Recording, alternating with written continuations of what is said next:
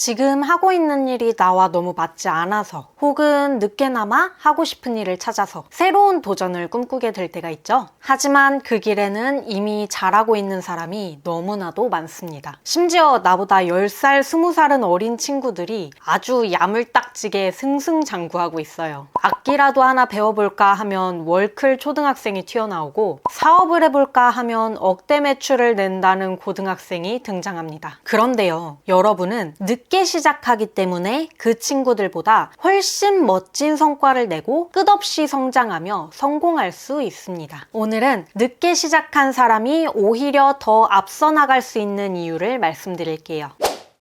지금은 다른 문제로 좀 더 유명하지만 골프의 황제였던 타이거 우즈는 2살 때부터 골프채를 잡았습니다. 최초의 여성 체스 그랜드마스터 수전 폴가르와 역사상 최강의 여성 체스 선수 유디트 폴가르는 자매인데요. 조기 교육을 통해 누구나 천재가 될 수 있다는 아버지의 믿음 아래 2, 3살 때부터 체스를 두기 시작했습니다. 이런 사례는 전 세계의 조기 교육과 영재 교육의 열풍을 불러일으켰습니다. 어떤 일이든 최대한 빨리 시작해서 열심히 훈련한다면 누구든 뛰어난 능력으로 성공할 수 있다는 믿음이 유행한 거죠. 하지만 여기에는 함정이 있습니다. 현실 세계는 골프나 체스와는 다르다는 거죠. 심리학자 로빈 호가스는 골프나 체스를 배우는 과정을 친절한 학습 환경이라고 불렀습니다. 친절한 환경에는 명확한 규칙이 있고 어떤 행동을 하면 그에 따른 피드백이 바로바로 옵니다. 또 어떤 행동을 하면 어떤 결과가 온다고 예상할 수 있는 동일한 패턴이 반복되죠. 이런 친절한 환경에서는 조기 교육을 통해 남들보다 오랫동안 훈련하는 게 아주 효과적일 수 있습니다. 하지만 현실은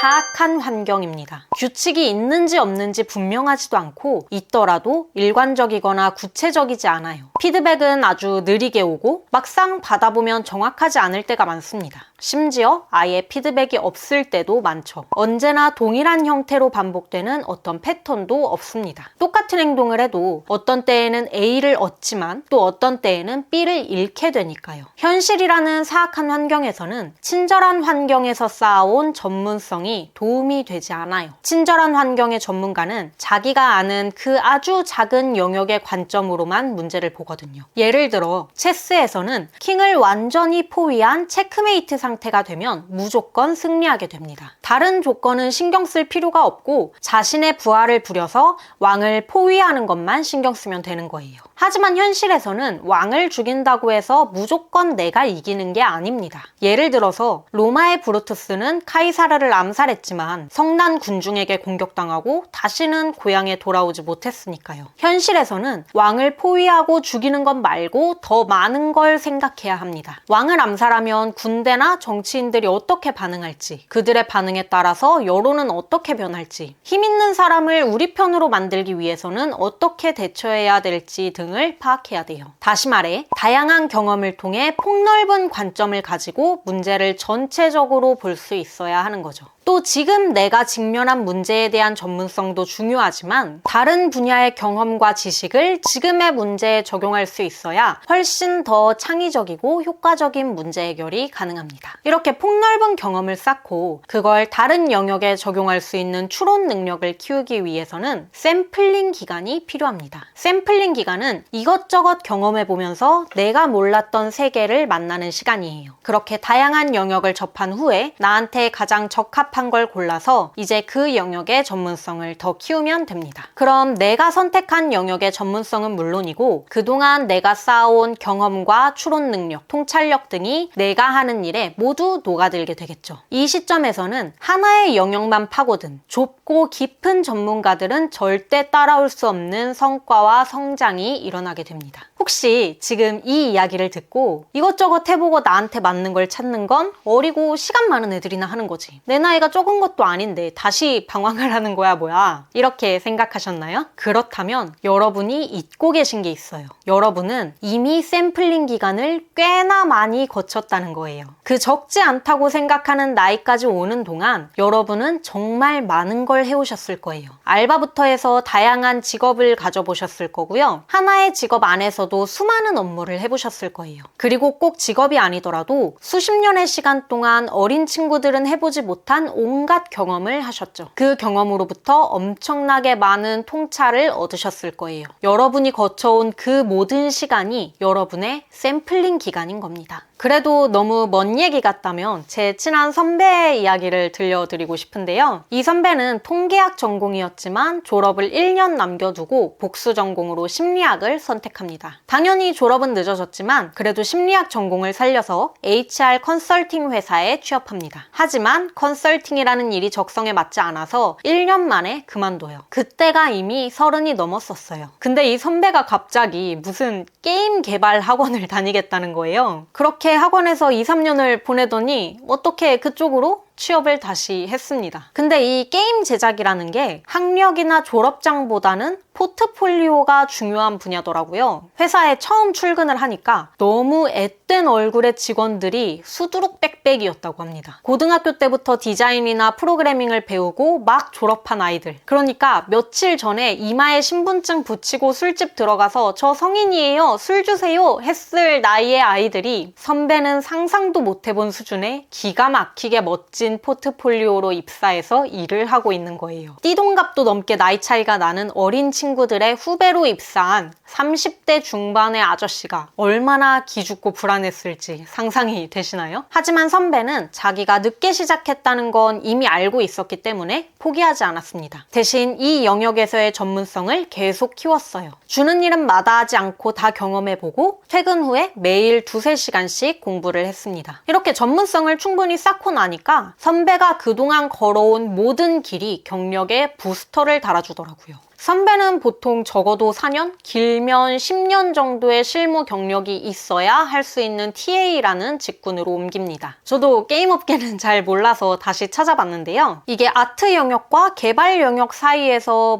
소통하고 업무의 방향을 제시하고 경우에 따라서는 두 영역을 총괄까지 해야 한다고 하더라고요. 선배는 아트 쪽에서는 학원에서부터 회사 실무까지 이미 쌓아온 전문성이 충분했습니다. 또 개발 쪽에서도 통계학을 전공하면서 쌓은 수학적 능력이나 프로그래밍 지식이 있었기 때문에 아무런 어려움이 없었습니다. 거기다 컨설팅 회사를 다니면서 다양한 대인관계 상황을 경험했죠. 거기서 쌓은 커뮤니케이션 스킬이 충분히 인정됐기 때문에 3년도 되지 않아서 이 TA라는 일을 얻어낼 수 있었던 거예요. 심리학을 공부하면서 배운 조직관리 기술을 굉장히 잘 써먹어서 중간관리자로도 호평을 받았고 금방 팀장으로 승진까지 했습니다. 사실 저는 선배가 처음에 게임 회사를 가겠다고 할 때 굉장히 걱정하고 말렸습니다. 남들 다 자리 잡고 있는데 갑자기 뭔 게임이냐. 게임 좋으면 그냥 집에서 해라. 전공 살려서 다시 취업해라. 온갖 잔소리를 다 했거든요. 근데 선배가 게임업계 취업만 바라보면서 열심히 노력해온 어린 친구들보다 훨씬 멋진 성과로 비교할 수 없이 빠른 속도로 성장하고 탄탄하게 자리 잡는 걸 보면서 정말 많이 반성했습니다. 물론 늦은 나이에 뭔가 완전히 길을 틀거나 평생 생각해 본 적 없는 일을 시작하는 건 엄청난 도전이에요. 특히 책임질 무언가가 늘어날수록 절대 쉽게 선택할 수는 없는 길이죠. 난 저걸 시작하기엔 너무 늦었다. 이런 생각 때문에 망설이고 계시다면 꼭 한번 다시 생각해 보시라고 말씀드리고 싶습니다. 일찍부터 하나만 생각하고 그것만 해온 사람들과 비교했을 때 여러분은 그동안의 경험을 통해 훨씬 폭넓은 관점을 가질 수 있습니다. 다른 분야의 경험을 바탕으로 새롭게 시작하는 일에 완전히 새로운 돌파구를 찾고 멋진 결과물을 만들어낼 수 있어요. 결국 그 폭넓은 경험을 충분히 써먹는다면 여러분은 오랫동안 하나만 파온 사람들보다 훨씬 더 성장하고 성공할 수 있습니다. 오늘 말씀드린 내용은 데이비드 앱스타인의 늦깎이 천재들의 비밀을 바탕으로 정리해봤습니다. 조기교육이나 그릿에 열광하는 사람들의 믿음과 달리 현실에서는 폭넓은 경험과 다양한 영역을 통합하는 능력이 훨씬 중요하다는 게 이 책의 요지인데요. 책에서는 실제로 내가 가지고 있는 경험과 지식을 새로운 영역에 어떻게 적용할 수 있는지, 그런 통합과 추론의 능력을 가지기 위해서는 어떤 태도로 샘플링 기간을 거쳐 하셔야 하는지 등에 대해서도 자세히 나와 있습니다. 그래서 직접 읽어보시면 훨씬 더 도움이 되실 거라고 생각해요. 특히 챕터마다 정말 다양한 사례가 제시되는데요. 그냥 한두 개의 사례로 추상적인 얘기만 하면 뜬구름 잡는 소리라고 여겨질 수도 있잖아요. 근데 다양한 영역의 수많은 사례를 들면서 이야기하니까 그럼 나도 이런 경험이 도움이 될 수 있겠네? 나도 늦은 게 오히려 다행이네? 라는 생각이 듭니다. 꼭 그런 마음이 들지 않더라도 그 수많은 사례가 되게 재밌어서 분량이 적은 편이 아닌데도 되게 술술 읽히는 책입니다. 그리고 이 늦깎이 천재들의 비밀에서 주장하는 것처럼 늦은 나이에 시작했지만 그 전의 경험들이 더 큰 성공에 도움을 준다는 걸 마음속 깊이 느낄 수 있는 책을 몇 권 소개해드리고 싶은데요. 먼저 빈센트 반 고흐의 반 고흐, 영혼의 편지입니다. 이 책은 고흐가 그림을 그리면서 인생의 동반자이자 후원자였던 동생 테오에게 보낸 편지를 모은 서간집이에요. 사실 고흐는 그림을 시작하고 비극적인 죽음에 다다르기 전에 이미 파란만장한 삶을 살았거든요. 고흐는 어렸을 때 이미 자신이 그림에 소질이 없다고 생각했기 때문에 화가와는 먼 삶을 살았습니다. 숙부의 도움으로 미술품 중개업을 하게 됐는데 그마저도 사람 대하는 게 서툴러서 직장을 자주 바꿨어요. 그러다가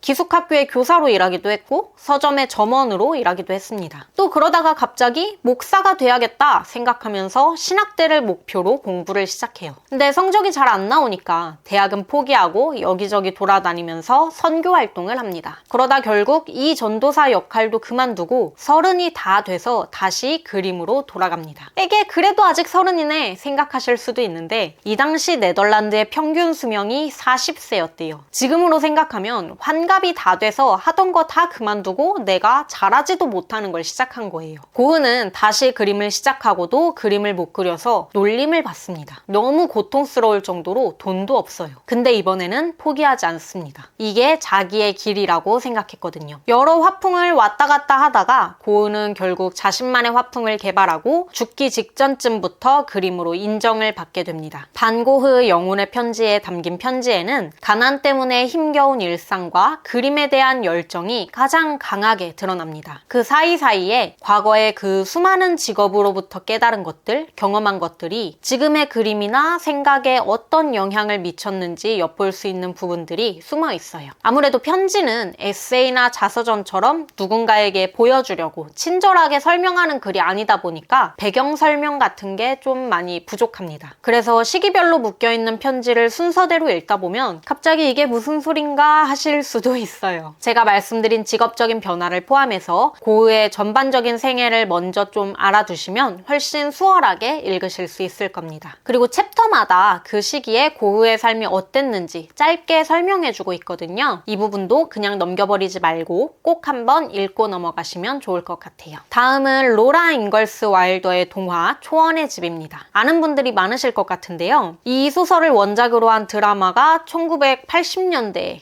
우리나라에서도 방영이 됐었다고 하더라고요. 미국 서부 개척 시대에 모든 걸 직접 자급자족해야 하는 가족의 이야기인데요. 고된 삶이지만 그 일상이 정말 너무 따뜻해서 마음이 훈훈해지는 그런 소설입니다. 중요한 건 작가가 65세에 처음으로 이 책을 출판했다는 겁니다. 그 전까지 작가는 소설에 나온 것처럼 개척지에서 노동을 하고 아이들을 키우고 집안을 돌보는 아주 평범한 주부였어요. 하지만 그 힘든 노동과 화목한 가정이라는 경험이 없었다면 전 세계적인 인기를 끌었던 소설과 드라마 초원의 집은 세상에 나올 수 없었을 거예요. 기본적으로 동화다 보니까 자녀가 있으신 분들은 아이들과 함께 읽으셔도 좋을 것 같은데요. 슬픈 건 소설이 총 9권인데 절판된 게 많은 것 같더라고요. 그래도 중고서점 같은 데 찾아보시면 아마 꽤 재고가 있지 않을까 생각합니다. 마지막은 임승유 시인의 생명력 전개입니다. 임승유 시인은 고등학교 국어 선생님이신데요. 39살에 등단했습니다. 물론 20년 전인 2003년에도 신춘문예 등단 평균 연령이 35세였고 올해 동아일보 등단 평균 연령이 거의 48세인 걸 생각하면 늦은 나이에 등단했다고 하긴 어렵긴 합니다. 하지만 임승유 시인의 작품에는 선생님으로서의, 엄마로서의, 또 딸로서의 경험이 항상 가득 들어 있습니다. 특히 올해 출간된 생명력 전개에는 어느 정도의 세월을 지나오고 그 지난한 시간 속에서 무수히 많은 감정을 느껴야만 터져나올 수 있는 표현들이 많다고 생각했어요. 더 많은 경험을 하고 그 경험이 작품에 녹아서 훨씬 더 깊이 있는 감동을 준다는 점에서 오늘 꼭 소개해드리고 싶은 시집이었습니다.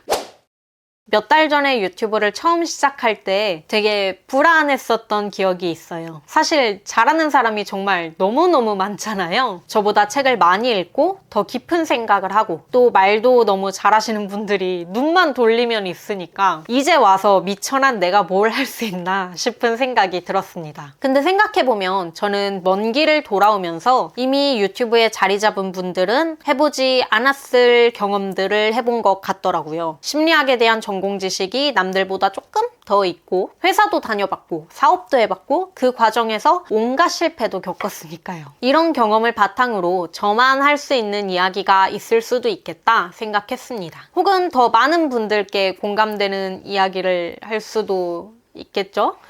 그리고 새로운 도전을 한다고 해서 예전에 하던 걸 다 때려치우고 뒤집어 엎고 할 필요는 없으니까요. 하나씩 작은 것부터 천천히 해보면서 내 경험을 어디다 어떻게 써먹을 수 있을지 찾아보는 것도 그 나름대로 즐거운 일이 될 것 같았습니다. 그래서 이미 늦었다는 불안감이 들어도 너무 부담감을 갖지 않고 첫 영상을 올려봤었는데요. 그렇게 시작한 게 벌써 8번째 영상이 되었습니다. 여전히 너무나도 부족하지만 그래도 여러분께 더 많이 공감할 수 있는 이야기, 또 저만 할 수 있는 이야기 전해드릴 수 있도록 열심히 해보겠습니다. 오늘 이야기는 여기까지였고요. 저는 다음 주에 또 다른 책 이야기로 돌아오겠습니다. 안녕!